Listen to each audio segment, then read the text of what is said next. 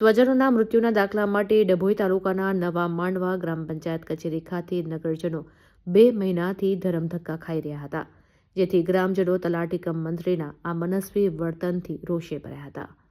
બીજી તરફ સ્વજનોને મરણના દાખલા અન્ય કચેરીએ જરૂરી કામ અર્થે સબમિટ કરવાના હોય 2 મહિનાથી ધક્કા ખાઈ રહ્યા હતા।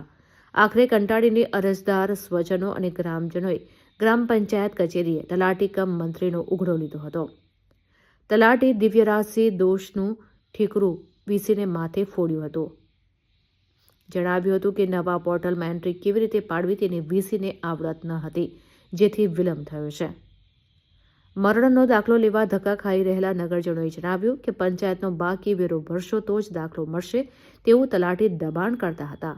આખરે પ્રશ્ન થાય છે કે મરણના દાખલા કાઢવા માટે શું 2 મહિનાનો સમયગાળો તલાટી માટે પર્યાપ્ત ન હતો?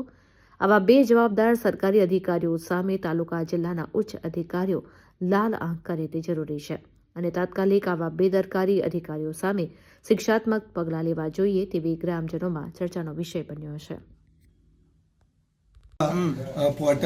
નવું પોર્ટલ બહાર પાડી દઉં, બરાબર। હવે એની અંદર એન્ટ્રી કઈ રીતના કરવી ને એ અમારા વીસીને ખ્યાલ હતો નહીં, એટલે એમના શીખવાનું મતલબ એ ત્યાં ગયા નતા તાલુકા પંચાયતની અંદર, એટલે હું જાતે આવી રહ્યો શીખી અને મેં આ 2 જણના દાખલા તો હાલ કાઢેલા છે ઓલરેડી। અને 2 જણને શું છે કે ભાઈ એમાં નવું જે પોર્ટલ હતું ને એની અંદર 21 દિવસની અંદર નોંધણી થઈ જવી જોઈએ, પણ એ થઈ નથી, બરાબર। એના લીધે આ દાખલા ઓનલાઈન કરવાના રહી ગયા છે, બરાબર। બીજું કોઈ કારણ છે નહીં। એટલે કોઈ વર્ષથી પંચાયતમાં કામ કરે છે એ ભાઈને આવડતું નથી, અને આ તમે જે રાખેલા છે, બરાબર, આવડતું નથી તમે એવું કહેવા માંગો છો?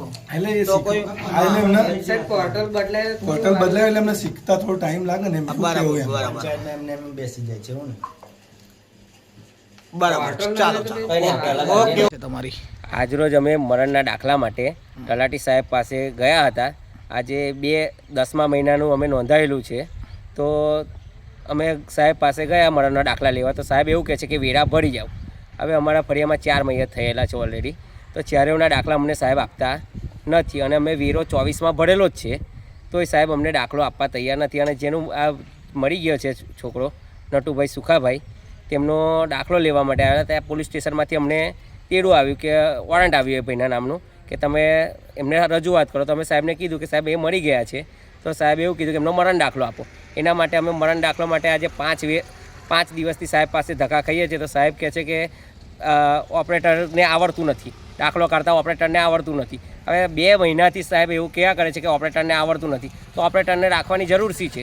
સરપંચ સાહેબ કન જઈએ છીએ તો સરપંચ એવું કહે છે કે તલાટી મારું માનતો નથી, સભ્યોને ડેપ્યુટી સરપંચ કન જઈએ છીએ તો ડેપ્યુટી સરપંચને બી એવું કહે છે કે તલાટી સાહેબ અમારું માનતા નથી। તો અમે સાહેબને કીધું કે ના માનતા હોય તો અમે સરકારને રજૂઆત કરીએ છીએ કે આ સાહેબ આવું અમારું કામ કરતા નથી, તો તમે યોગ્ય પગલાં ભરો, કારણ કે અમે વારંવાર રજૂઆત કરવા છતાં બી અમારું કોઈ કામ થતું નથી। હવે આજે અમારે જેવા બધા બહુ દાખલાવાળા ત્યાં અંટવાયેલા છે અને સાહેબને ગામ સભાની રજૂઆત કરી કે સાહેબ આજે ગામ સભા છે, તો સાહેબ કે 11 વાગે થઈ ગયા, અમને ગામજનોને કોઈ જણાવેલું જ નથી અમને।